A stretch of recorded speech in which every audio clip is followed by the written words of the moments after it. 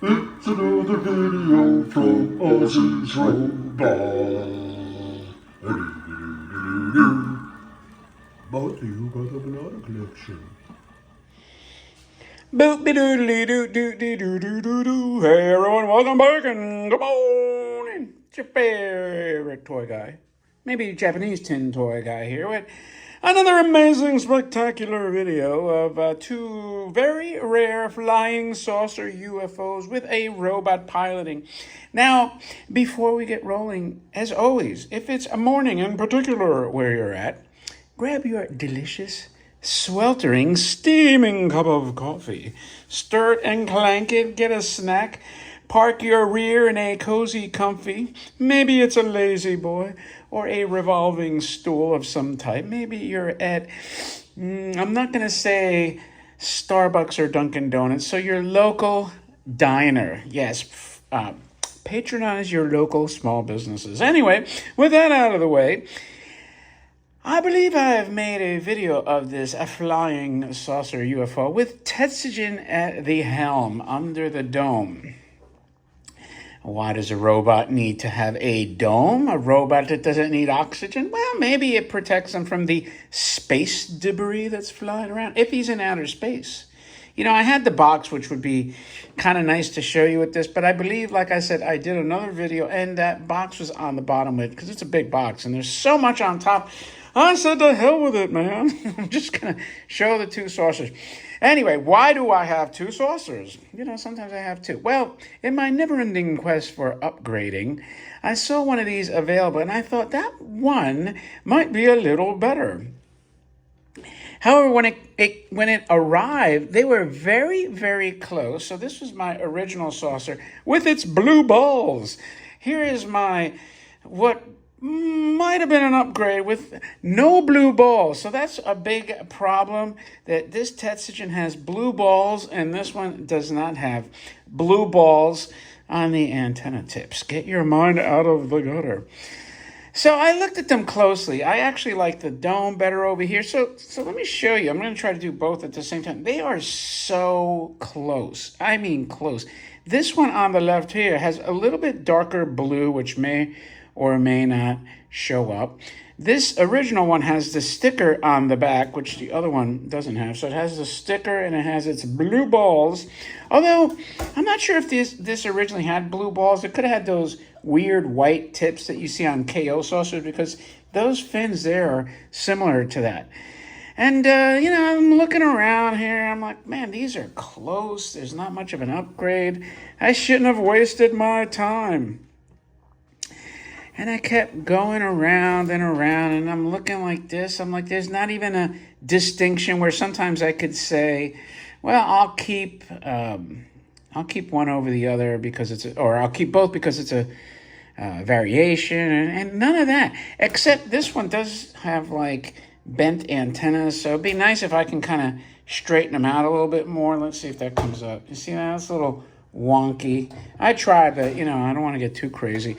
I got to say, though, overall, the one on the left, which is this one, which is my new one, seemed to be a little bit better. And now I do have some Tetsujins that have some distinctions, right? And then all of a sudden, I got to notice, well, here you go. First of all, look at that.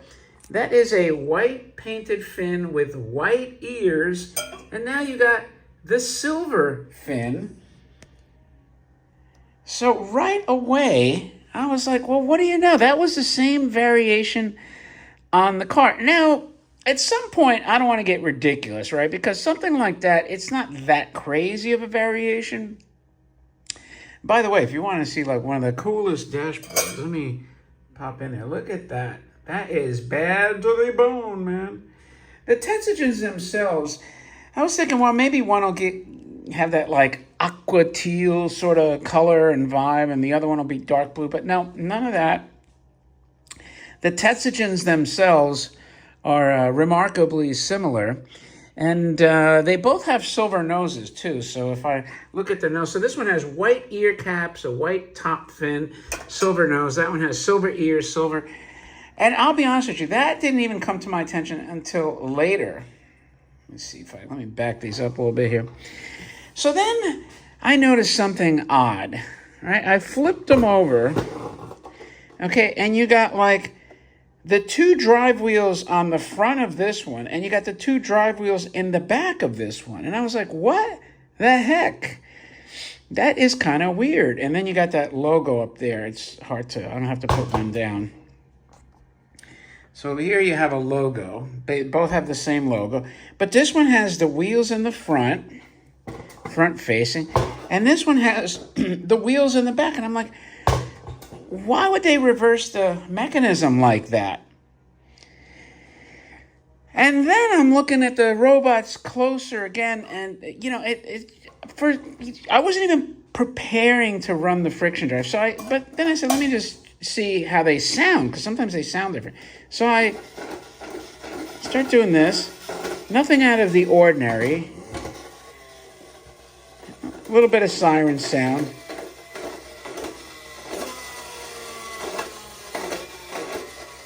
Right? Usual stuff.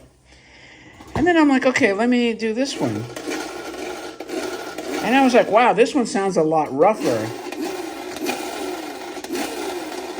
Right? And I'm like, is it a gearing in? But then I noticed the robot here, he moves. He actually has a mechanism to turn left and right. Can you believe that? And this one doesn't have that. So did they cheapen it? Who the hell knows? Now, you might be thinking, well, is it disconnected? No. Then upon even further inspection, look at the robot here, right? Then I looked at this one here, and he's actually crimped all the way around the perimeter of his body. See that crimping? That one doesn't have that crimping. So they actually built the same toy with two different mechanisms. Other than that, you know, other than the fin difference, right? Like, would I have kept both just for the fin? And I'll be honest with you, probably not. They are extremely close in condition. The one that I recently acquired, this one that has the moving body, I probably, over a hair, I might keep that. I think the dome is just a shade cleaner, but not by much. So at any rate, I was shocked to see that there's two complete different mechanisms. The wheels are placed in a completely different area.